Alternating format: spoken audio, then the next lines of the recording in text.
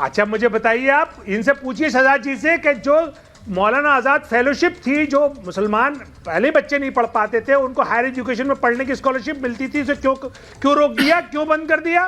क्यों इन्होंने pre matric जो स्कॉलरशिप थी उसको रेस्ट्रिक्ट कर दिया? क्यों इन्होंने माइनॉरिटी के जो बजट को 40% कम कर दिया? सारे बजट बढ़ रहे हैं, हमारी जीडीपी बढ़ रही है, और मुसलमानों के लिए जो बहुत ही मामूली सा जो बजट था उसे भी आप 40% कम कर रहे हैं। आपको शर्म नहीं आती झूठ बोलते हुए टीवी पे?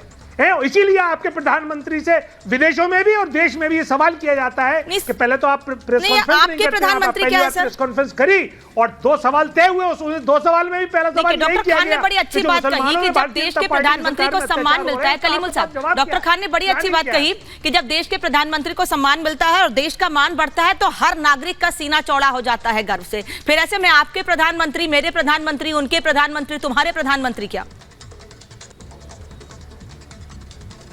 देखिए, प्रधानमंत्री का जब मान सम्मान बढ़ेगा तो देश का बढ़ेगा, हमारा भी बढ़ेगा, सबका बढ़ेगा। लेकिन सवाल ये 1,78,000 बच्चों का एनरोलमेंट कम हो गया मुसलमानों का हायर एजुकेशन में। सारी कम्युनिटीज बड़ी हैं, उनका इंप्रूवमेंट हुआ है, मुसलमानों का 8% डाउन हुआ है। इसका जिम्मेदार कौन है? मतलब पढ़ने नहीं दे रहे हैं, केंद्र सरकार पढ़ने नहीं दे रहे हैं, यानी देश तरक्की कर रहा है और सवाल नहीं लिया, रिएक्शन ले लूं। मतलब ये भी देखा जा रहा है विशाल मिश्रा कि कौन किस धर्म से है, किस समुदाय से है, उसको पढ़ने ना दें, उनकी पढ़ाई रोकी जा रही है, उनको बढ़ने से रोका जा रहा है, ऐसे आरोप। वहीं हम जब विदेश में जा रहे हैं, प्रधानमंत्री को देख रहे हैं तो उनका अलग तरीके से सम्मान हो रहा है, इसी आधार पर कि वो सबको साथ लेकर चल रहे हैं। देखिए, यहाँ पर एक बात बहुत स्पष्ट है कि जब एक तरफ हम याद करें, प्रधानमंत्री जी ने लाल किले की प्राचीर से स्वतंत्रता दिवस पर एक कविता कही थी कि यही समय है, सही समय है, भारत का अनमोल समय है, असंख्य भुजाओं की शक्ति है, हर तरफ देश की भक्ति है, उठो तिरंगा लहरा दो, भारत के भाग्य को फहरा दो।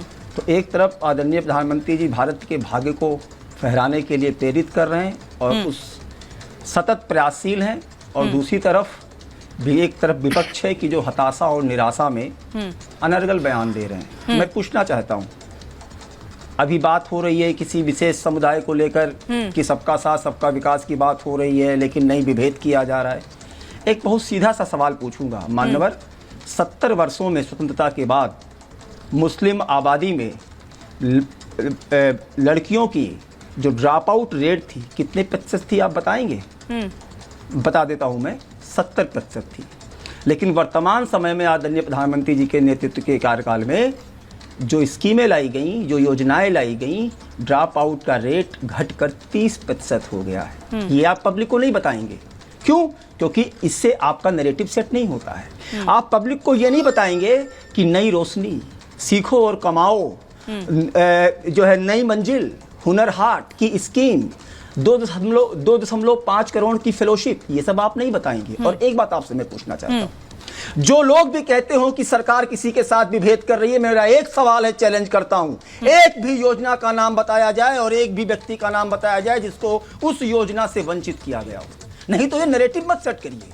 आज आपातकाल का दिन है, 25 जून जब लगाया गया, उसके लिए कोई भी सरकार, विदेशों में बैठकर कहा जाता है लोकतंत्र खतरे में, विदेशों में कहा जाता है, नहीं मैं किसी के बीच में नहीं बोला, नहीं मैं किसी के बीच में नहीं बोला, मुझे बोलने दीजिए। विदेशों में कहा जाता है लोकतंत्र खतरे में, अभी बार बार कहा जा रहा है लोकतंत्र खतरे में। सब अपनी बारी का इंतजार कर रहे हैं।